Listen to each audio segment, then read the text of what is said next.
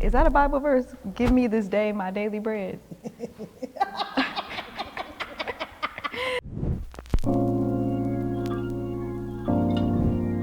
Things that we just don't want to talk about in the Black community, I have no problem from a pastoral perspective, because the church is the main place where we hide it. But I was on food stamps, and I remember sharing a room with two women I didn't even know. They had no clue that I was struggling. Money was not coming in. Still didn't know what to do with Dunamis Woman. 3 weeks later, we would be in complete debt. I think over $30,000 in debt for running our very first conference with 12 people in the room and about 200 kids. Some women are starting their life all over again. Yeah. And doesn't matter what age that you are, that you really want to rebuild. So the reality of it is when you've been given a vision, you don't always see the provision.